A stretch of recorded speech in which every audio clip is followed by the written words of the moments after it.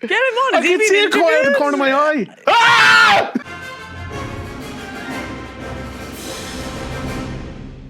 Greetings and welcome to this episode of the Big Reviewski. I am not Owen Doherty. Yeah, I'm not sitting over there. What? I don't want to say anything. I'm Up is down, down is up. Your own. What's going You're on? Justine Yeah. and Paul. What's happening? It's a free for all. well, Owen. I'm Rory. This is Justine and Paul. This is an own free show. We think. An own free zone. Yes. Free zone. That's good. I like I that. appreciate Zone, it. yeah. So we can we could do whatever we want for the next hour. Yeah, it feels like as the long as it principle. involves cinema. Okay.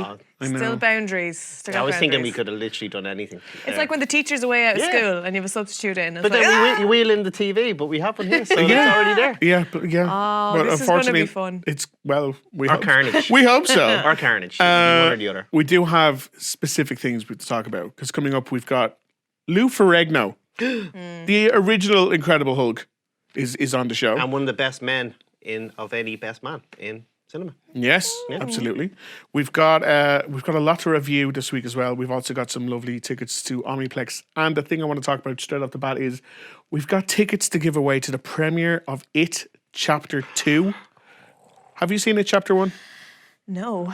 You have. I have. And you were like me, you're a big fan. I was a really big fan. Surprisingly, I loved just the story arc of the group of the Losers Club more than I loved the horror scenes. So I actually kind of wanted to stay with them, kind of in their Stand By Me vibe. It was really scary as well, but I actually thought as the characters alone was great. Yeah. But that's a good thing about horror is that like you actually want them to be alive at the end. So, I mean, it makes Derry, look good. Yeah, which is hard to do. It really is hard to do. We can say that. Yeah, Because sounds they right say here. someone- Yeah, exactly. On free zone. But we have tickets to the premiere, the Irish premiere of It Chapter 2 to give away. All you have to do to win is follow Big Reviewski on Twitter. So it's at Big Reviewski.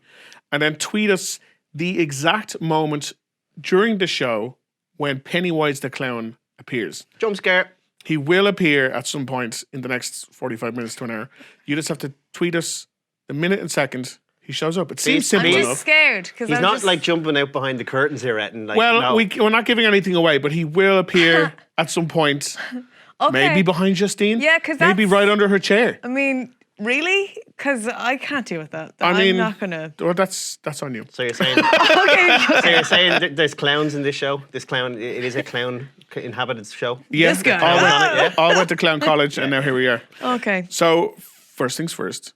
Every week, the big question, and this week's big question comes from Owen.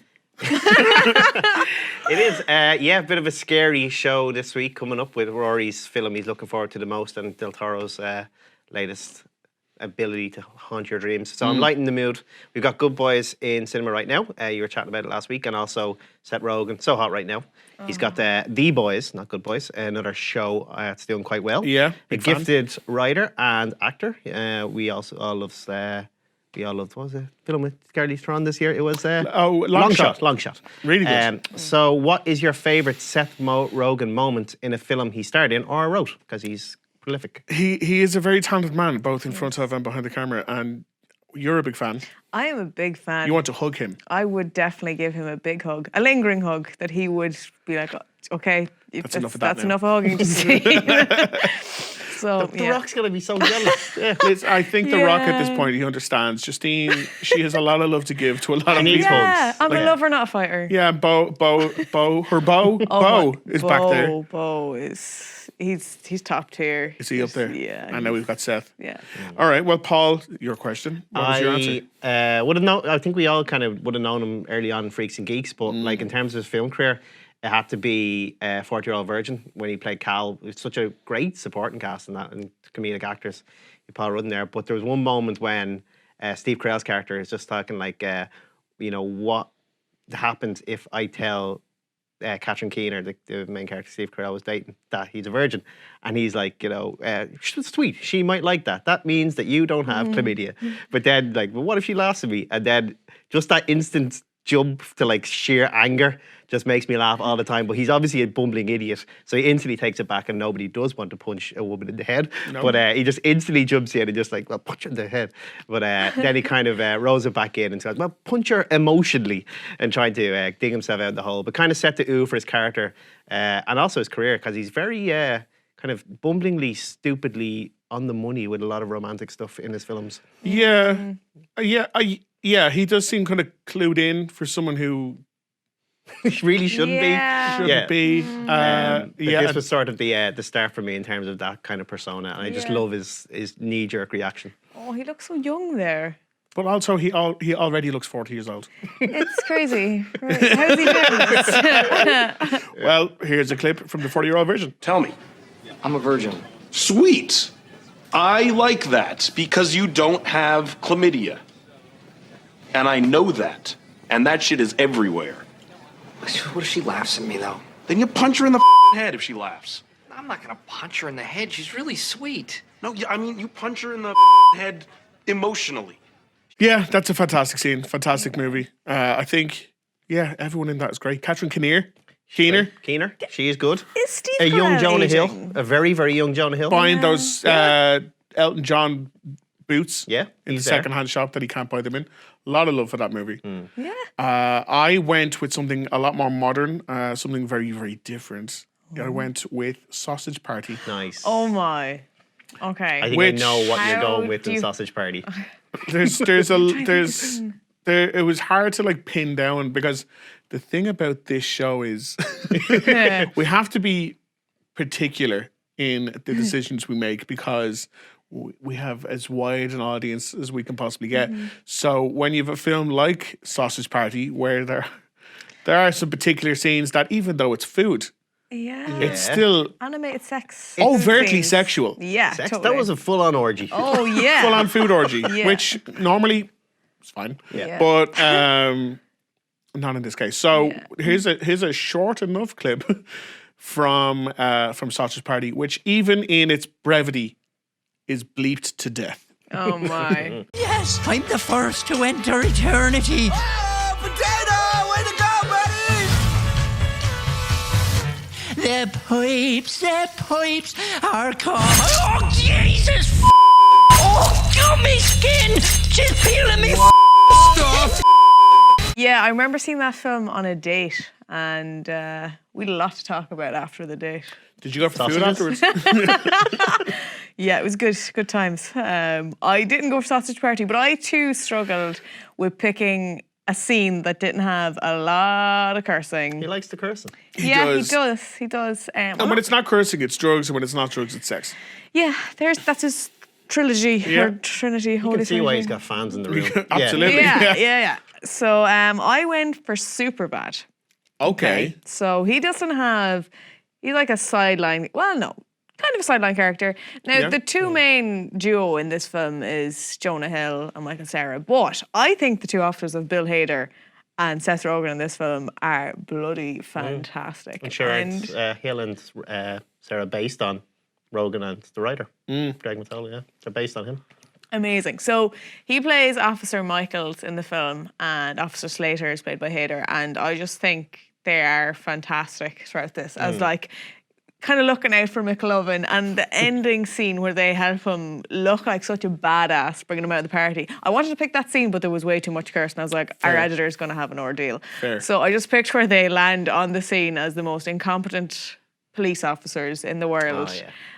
and try and get a report from the cashier of what happened. Assaulted the customer, grabbed the cash, and ran out. So, How? how? Say when. Height-wise. We're gonna start up here. Just tell me when. I'll start in the bottom.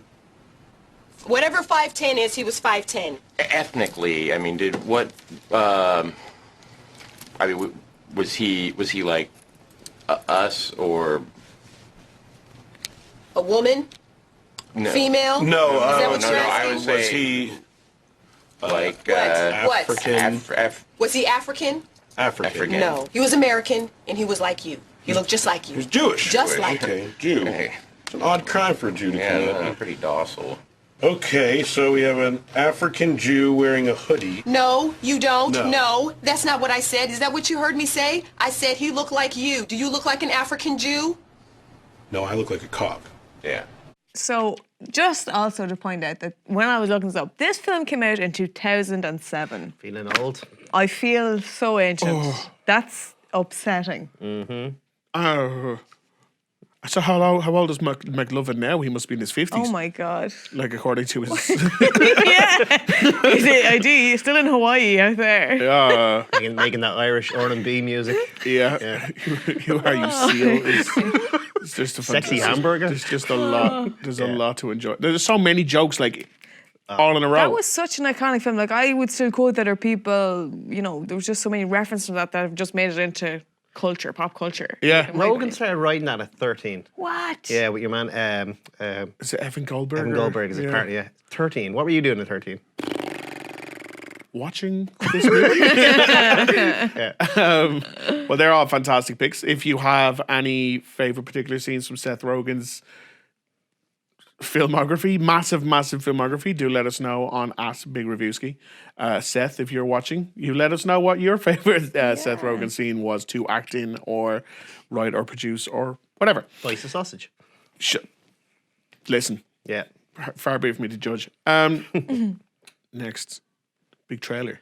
Oh, yeah. And I think we, as a collective, have discussed this previously as a concept. You're a massive Emilia Clarke fan. Yes. Yes. I'm familiar with her work. Yes. Massive George Michael fan?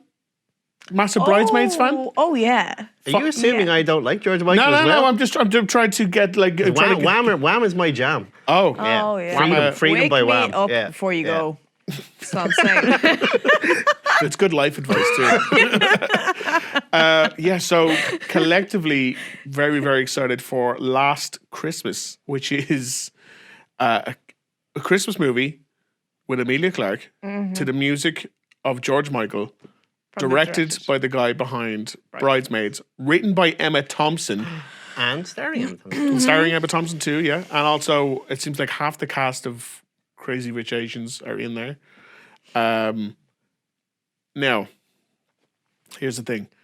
We're going to go to the trailer first, and then when we come back, we're going to have a relatively spoiler-free conversation because I have some thoughts. I have some thoughts about this trailer.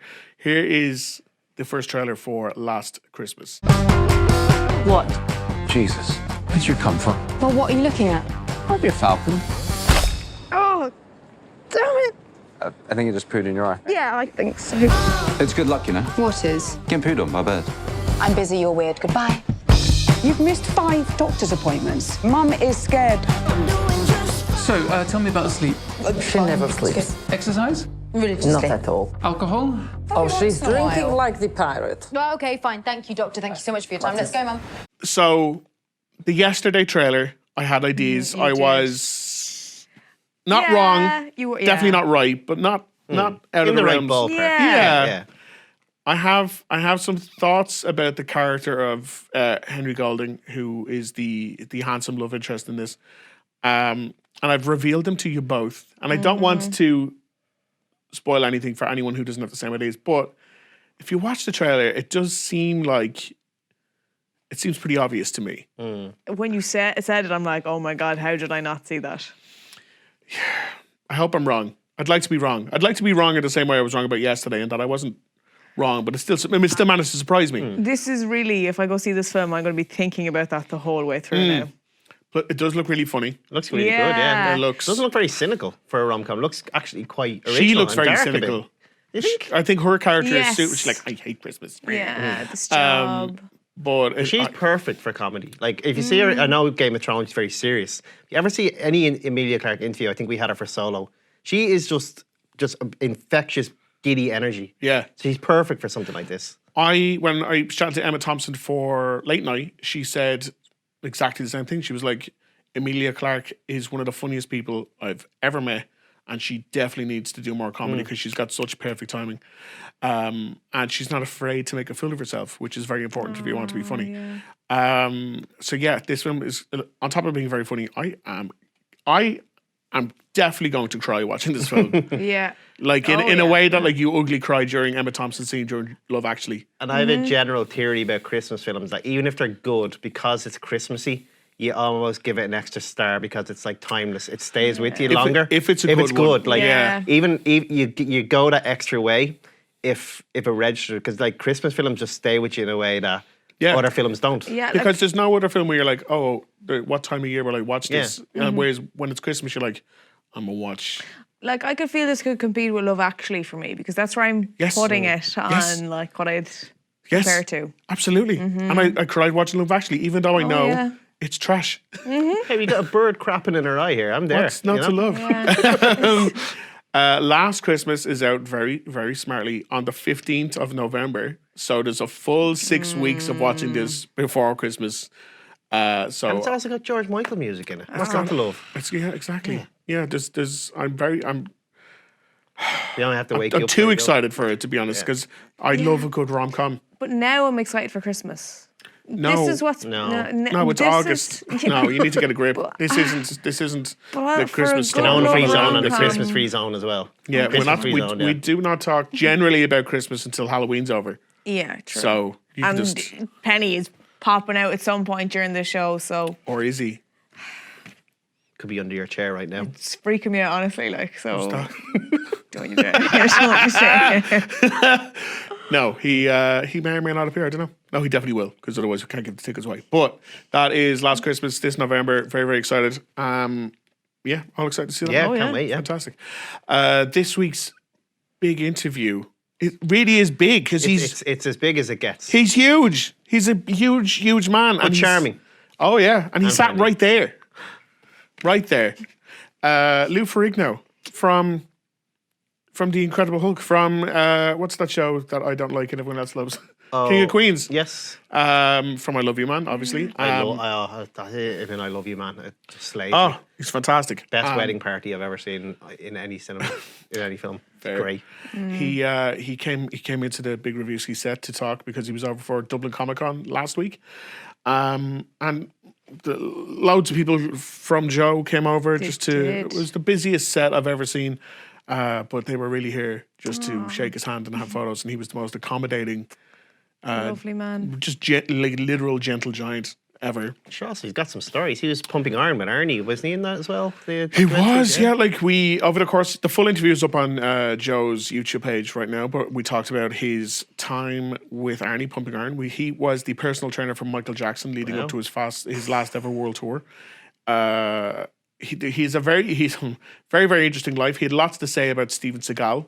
Interesting. Nothing hugely positive, but he had lots to say because we were talking about the recent contracts where the State and the Rock, people can't get hit too much or they can't lose fights or whatever. And I asked him what his opinion was, and he was very forthcoming about that. But the two clips we're going to show you today, the first one is, we don't do this for anyone, but we changed the studio to green while we were talking about the Hulk. Magic. And he Did he cry? really enjoyed the. To be fair, it's a few buttons, but like he was fully on board for the little bit of effort that went into that. And what a gent. yeah, so I wanted to know, and that when we come back, I'll want to know from you as well, who he thought was the best Bruce Banner, because we've had a few. We've had Eric Bana, Edward Norton, and Mark Ruffalo, obviously. So I asked him who he thought the best big screen Bruce Banner was.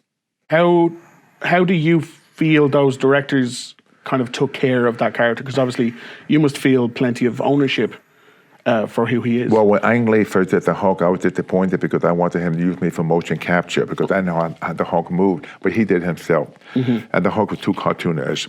But he's a wonderful director. But then over the years, as more it evolved, it became much more believable. But what's interesting is like, when you see these directors, like for example, like Edward Norton was wonderful because it's very close to kind of like Bill Bixby's character. But the good thing about this series I've done, every episode had a laser compelling message about life. It's not you see the Hulk, you learn something about life, like anxiety, depression, homicide, different things. So that's why if you can't compare with today compared to the series, so different because of more special effects. But I think eventually it's going to have to come back because people want a good story. Yeah. Simple. I mean, like believable, the connection. Well, he obviously still has a lot of love for the original TV show version of Bruce Banner, but if you had to pick, I love Mark Ruffalo, so you want to hug him too. yeah. He does have a kind of Seth Rogen-y vibe now that I think about it. The hair sometimes, Yeah. he grows it out, it's a bit similar. Yeah. So He is good. I think Norton was the best performance. Ruffalo was in the better films. Okay. That's very political. Yes. Poor Eric Bana. Just completely cast aside. Yeah, like I think I dug because the Hulk is meant to be like a little bit scary. I remember when I watched it when I was young. They repeated it on the telly and stuff. I was afraid of Lou Ferrigno. Really scary, Really when was. it transforms. Yeah. But now he's just kind of like a doo-doo-doo. I'm in Thor Ragnarok and I'm bopping Really like fists. American Werewolf in London vibe when he loses it. Like Exactly, stuff just exactly. comes off, Where yeah. that's kind of gone away a bit, and I think maybe the very first Avengers, it was a little bit scary because he was chasing Black Widow through the pipe works and all yeah, that stuff. there was something kind of scary about that. on And ever the- since on the then, plane, yeah. ever since then, it's become a bit like homogenized and safe and stuff. But yeah, like I have a lot of time for Ruffalo as well. Yeah. He does seem like a good hugger too, so I understand. And the other thing we talked about when the lights went back to red. Oh my god. There's a huge spider in the studio. Okay, guys, I can't take this. A spider on top of Penny at some point. I'm out. Come on. These things come in three. What the hell is the third thing going to be? It's huge. That's terrifying.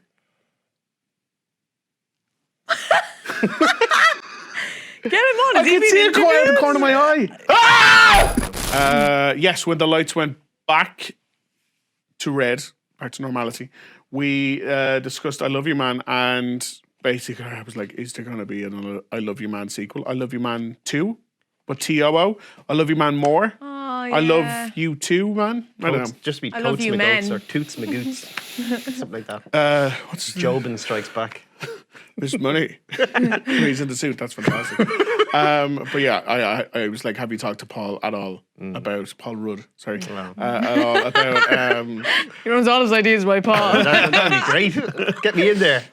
I think if you were to write an I Love You Man sequel, I would watch that. I would watch that too. I love And you. then review it on the show. I Love You More, man. Probably. Yeah. That's probably it, yeah. But has there been any conversation at all about the sequel? And he gave us some hope, you guys. Yay! Love Lou.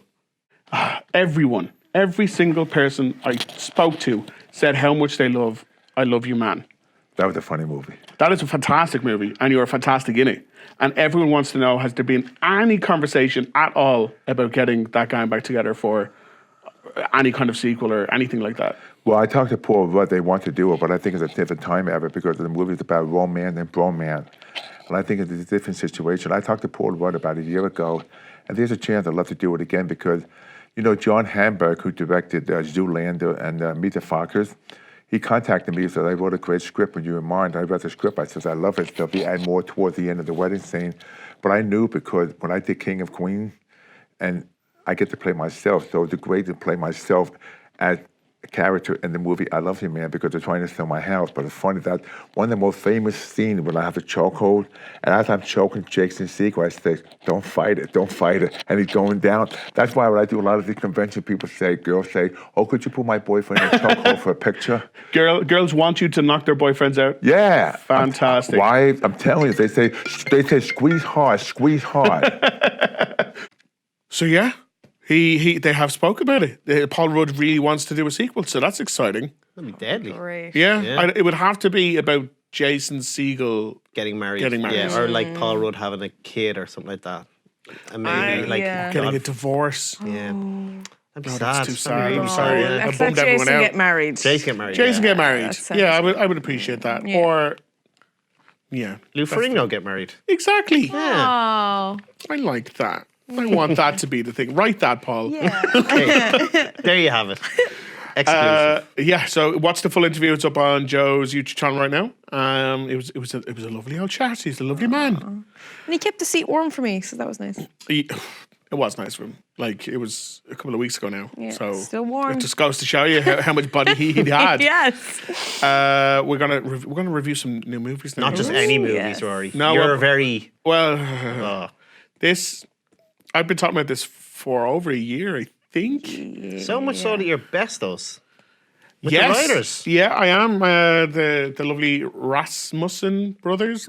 But doesn't influence your review in any way, shape, or Absolutely form. not, no. Impartial to the end. Have to be. Otherwise, I can't be trusted. But they wrote Crawl, which was directed by Alexandra Aja, who... Hills of Eyes and Switchblade Romance yeah. was the 1-2 punch that got everyone's attention. And then recently Piranha 3D, Piranha 3 Double D. I really like Piranha 3D. Yeah. And then Horns and Mirrors. So he's... have you any interest in seeing this, Justine? I do. Okay. Honestly. Tell me why, because you are not a horror fan. Because it kind of reminds me, and I don't know if you're going to take this as an insult or what, but a bit like Sharknado. Everyone says this. Just because of the bizarrity of it, right? And I recently saw a film called Attack of the Killer Donuts, right? A very long search on the internet brought me to this film. Okay. And it was just so bizarre and over the top that I loved it. And it was meant to be scary. No, it wasn't, because I can't stand horror. But I just got more involved in the bizarrity and over the top that I was like, this is funny, I'm enjoying this. So I can see me getting on board with this. Well, here's a clip from Crawl, and hopefully you'll understand why that's entirely wrong. Okay. Okay. Grab your families, your loved ones, and get out. Dad! We won't be able to come for you. Dad! Dad!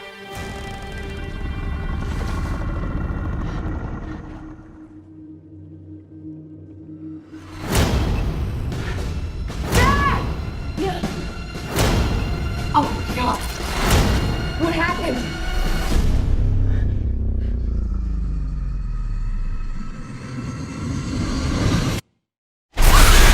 Yeah, it's super duper violent. Yeah, no, I'm not for me. Yeah, I know. Well, Paul is. Paul's a big fan of big screen And violence. it's an untapped genre, the alligator flick. I think the last one that I kind of mostly remember is Lake Placid, and that was a comedy. Then you had was it Chubbs Peterson losing his hand in Happy Gilmore? You had Crocodile Dundee, not alligators, but in the same film. Yeah, they're an untapped resource for horror. Yeah, well, hopefully after this, people will come around to it again, because it's the story of a girl who she hasn't heard from her dad.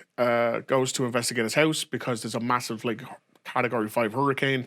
She gets there, he's unconscious in the basement with a big gash, and she's like, "What happened?" And then an alligator appears and tries to eat them both, and they can't get out of. But it's not the basement; it's the crawl space. That's where crawl comes from. Because they can't stand up. It's about 4 feet tall. So the whole film is more or less set in the Die Hard chamber. Teeny tiny dark room. That's genuinely a great premise. Yeah, that is a really good premise. As the hurricane continues and it starts to slowly fill with water and more alligators just deciding to use this particular space as their new nest. That's the whole lot. It is, I think, 81 minutes long. Comes and goes like that. As I mentioned, so incredibly violent. There's scenes in this where even I was like, "Oh, this is tough to watch." Kaya Scaldario, is really, really good. You might know her from Skins from years ago. She was also in the Maze Runner series. But this, I think, could be her big break, because she's fantastic in this. Barry Pepper's really good too. I just really, really wish they'd done a Gravity or a Buried, where they just kind of left her on her own. Or even if the dad was there, the dad was unconscious for the whole thing and she had to, because anytime they stopped to talk, I was like, ugh. More alligators. Exactly. And when they do talk, it's not great. Yeah. Yeah, I'd say that the script is thin. It was thin and just, it was just crocodiles. But alligators. You don't want massive exposition. You don't need big names for this. Just if it's gory, if it looks believable, and does it? The special effects are really good. The alligators look real. When the hurricane's hitting, that looks impressive too. Tense? At times, incredibly, yeah. But again, anytime they stop to talk, you're like, just shut up. Just stop talking and just get on with it, so we can move on with our lives to the next bit where you've gassed yourself open again. Like I said, really, really, really short film. So even if you hate it, it's over before you've even had enough time to care about it. But I really like the trailer. It looked like they actually put a bit of money into it, as opposed to we're playing this for laughs and tongue cheek. It's no, it's a proper tight, claustrophobic, gory horror. Yeah, no, there's a lot to like. And yeah, it's like a very quick kind of ghost train thing where it's like, bah, violence, ruh, and then it's over. So yeah, I had fun with it. By no means perfect. It's not silly like Sharknado. Yeah. So if you're expecting that, I Not probably for shouldn't me. have told you. And Because then you would have gone okay, and it would have come out and like pale crying. and just. Well, Yeah. that could be the sequel, like, you know, alligators in a tornado. Next one. Well, they're actually physically in them this time. Alanado? Alligator. Don't like Crawlnado. Crawlnado's not bad. Yeah. You paying attention, Hollywood? Take a Crawlnado right here. Second bite. Oh. Yeah. No, pushed it. Yikes. So that's Crawl. Moving from one. Crawling to the next one. You deserve this. Yeah. You Just brought this on yourself. I doubled down. Like, I rolled the dice and just, you know, you play the hand. Yeah. Yeah, that's it. That's crawling from one scary movie to another. It's Scary Stories to Tell in the Dark, which is not the romantic comedy you would believe it to be from the title. Oh, okay. It's Guillermo del Toro, who is... He's a fancy Oscar winner now, folks, He so he is. doesn't have time. Oh God, sorry, I've just seen the trailer and I freaked. For the fish porn film. Yes, the fish sticks. Yeah. Yeah, he doesn't have time for this, so he only wrote it and produced it. It's Lazy. set in 1968 and tells the story of a group of kids who go into a haunted house Why they always- on Halloween. Why they go in? ends On well. Halloween, discover a book written in children's blood Oh, stop. Who hasn't found something like that before? and proceeds to read through it. Didn't we watch The Evil Dead? Well, it's 1968. Oh, yeah. See, proceeds to read through it and then discover that more stories are being added to it by no one in particular. They just seem to be appearing, but they're about all these kids and all their worst nightmares are coming true. So if you think Guillermo del Toro hasn't been watching It Chapter 1 and Stranger Things, you're wrong, because it's kids on bikes running away from scary stuff. Here is a clip from Scary Stories to Tell in the Dark. I don't think I can watch this. Not even the trailer. All right. I can't turn it off. Some people believe if we repeat stories often enough, they become real. They make us who we are. That can be scary. Eat it, Harold. Oh no, that's not okay. So yeah, it's too while we graphic. were watching that, Justine, I think, was having conniptions here. And True, did you see a bit of it? Yeah, I mean, I tried. Was it the foot or was it the scarecrow? What was The it? foot and the maggots out the scarecrow's eyes, Yeah. and then something there with a bloody hair coming out somewhere. I'm not okay. You all right? Yeah. No. Need a moment? There's just a lot going on today in this episode. We were You're attacked. testing We were me. attacked by spiders. Yeah. Pennywise. I'm just on the edge anyway. Has he been already? Who knows? And this. And now this. You poor thing. And is this any good? Okay. So when the scary stories are happening, it's really good. The Scarecrow one is fantastic. There's one called The Red Room where it's like a pale white woman, and she's one of the creepiest things I've ever seen in a movie. She's just so unsettling. And then there's a few other ones, and they're all like, the scary stories themselves are quite good. It's kind of like a movie is telling like an anthology of mini short stories that are connected by one of the worst scripts I've ever. No. There's one bit in particular where the girl, after she finds the book, it's like, you don't read the book. The book reads you. I almost eye rolled so hard. I almost passed out. It was. Oh no. And the lead actress, the young girl, she's not given a lot of good stuff to do. It's everything's so emotional that like any fun you might have is taken away until you get back to the next scary story. And it looks great. The scary stories themselves are quite original. They're not like, oh, it's just. Well, that's something you'd always think with Del Toro stuff, is like the monsters from Pan's Labyrinth, Devil's Backbone, one of my favourite horrors ever made. He does, I think he keeps like a little diary and he just jots down all these horrible things that he dreams of and imagines. He is such a original thinker. but like the concepts and the designs are good. Yeah, and yeah, yeah. original enough, yeah. Yeah, like like you'd almost watch just this scary stories bits and then just zip forward through any Kind of like VHS, like you prefer it like that.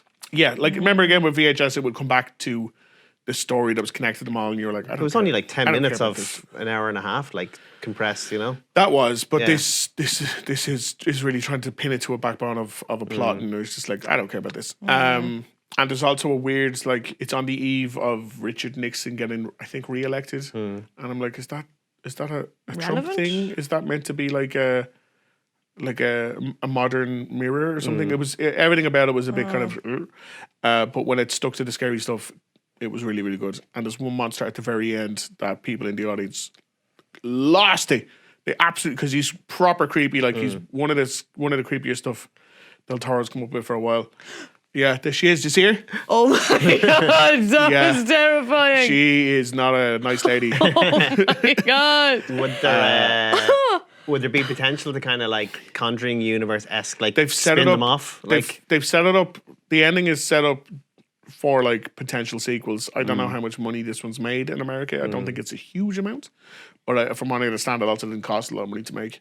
I think there's a market there because like the Goosebumps films, as good as they were, did lean very kind of kiddie friendly, and the House with the Clock and Walls was good, but it was still kind of veering on that side of like we'll scare kids, but we won't traumatize them. Yeah. Whereas the villains you were mentioning might actually haunt people's dreams. Yeah, well, like- they're going to haunt your dreams. Anyway, so yeah. The trailer alone is. Yeah, with no audio. That's impressive. That- Yeah, those ones they were meant to scare like Adults. 4-year-olds, 7-year-olds. This one will probably scare some adults. There is definitely some good scares in there as well. So, it's if you're a horror fan, absolutely, Justine. I know. I'm sorry. Any blood, or is it kind of doesn't doesn't go for that type of horror? Does No, it does. It's not really. No, there is some like body horror, but I don't Okay. think there's any blood or gore.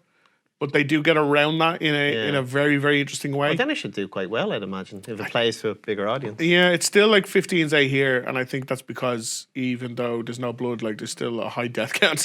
Good. Yeah, which I was totally on board for. I was like, good, great. Yeah, and Justine is still not. She's not in the room. You're saying, this is 15s. I can't imagine me as a 15-year-old. What would have happened to me? But this is like it's not even 15's. It's 15's A. That means like anyone under don't 15 can go as long as they're with someone over 18.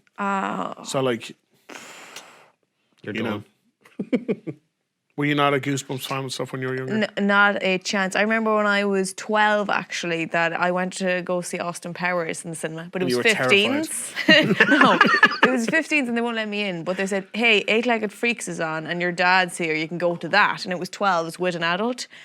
That's why that spider over there terrified me, first off. Right. And secondly, that traumatized me. I'm still, and that was my birthday treat. I had the worst birthday of my life, and I just wanted to see Austin Powers, which would have been a funny movie and a great time for everyone. And it had Beyonce. What you know what I mean? And here we are. Here we all are. these years later. Yeah. So. Well, I'm sorry to have brought that terrible memory up. But it was nice to share for everyone watching. It's free therapy. Glad I got that out. You guys. Yeah, so that's scary stories to tell in the dark. Last one this week, we're going to zip through it really quickly. We can't go to a clip of Pain and Glory because it's in foreign.